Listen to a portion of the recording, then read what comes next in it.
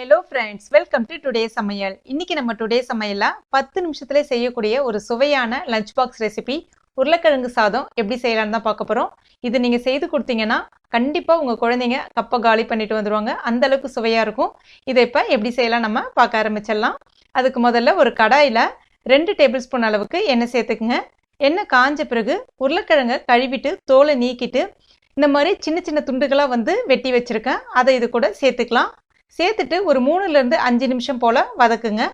உருளைக்கிழங்கு நல்லா உங்களுக்கு இந்த மாதிரி கொஞ்சம் சிவந்து வரணும். இப்போ இதை நம்ம எண்ணெயை வடிகட்டிட்டு எடுத்து வேற ஒரு பிளேட்டுக்கு மாற்றி வச்சுக்கலாம். எண்ணெயை நல்லா வடிகட்டிட்டு எடுங்க. இப்போ பாருங்கள், கடாயில் நம்ம ஊற்றின எண்ணெய் இருக்குது. இப்போ இதிலே நம்ம தாளிச்சிடலாம். அதுக்கு 1/2 டீஸ்பூன் கடுகு, 1 டீஸ்பூன் உளுந்தம்பருப்பு, 1/2 டீஸ்பூன் சின்ன ஜீரகம் சேர்த்துக்கலாம். இப்போ இதெல்லாம் நல்லா பொரிஞ்ச பிறகு கூடவே கொஞ்சமாக கருவேப்பிலை இலைகளும் சேர்த்துக்கலாம்.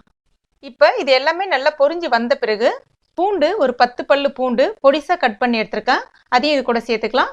கூடவே ஒரு பச்சை மிளகாய் நீல வாக்கில் கீறி வச்சிருக்கேன். அதையும் இது கூட சேர்த்துட்டு ஒரு தடவை வதக்கி விட்டுடலாம். அதுக்கு அடுத்துதான் வெங்காயம், ஒரு சின்ன சைஸ் வெங்காயம் எடுத்திருக்கேன் பொடிசா கட் பண்ணி. அதையும் இது கூட சேர்த்துக்கலாம். வெங்காயம் 1 நிமிஷம் போல் வதக்கி விடுங்க. கொஞ்சம் நிறம் மாறி வரட்டும். இப்போ வெங்காயம் நல்லா வதங்கி வந்துடுச்சு. இது கூட பச்சை பட்டாணி சேர்த்துக்கிறேன். அதாவது ஃப்ரெஷ்ஷான பட்டாணி தான் சேர்க்குறேன். இது சேர்க்கணுன்ற அவசியம் கிடையாது, சேர்த்திங்கன்னா நல்லாயிருக்கும். அதையும் சேர்த்துட்டு ஒரு 2 நிமிஷம் நல்லா வதக்கி விட்டுக்குங்க.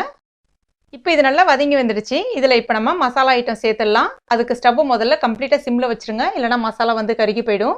2 டீஸ்பூன் மிளகாய் பொடி, 1 டீஸ்பூன் தனியா பொடி, 1/4 டீஸ்பூன் மஞ்சள் பொடி, 1/4 டீஸ்பூன் கரம் மசாலா பொடி, 1 டீஸ்பூன் உப்பு எடுத்திருக்கேன்.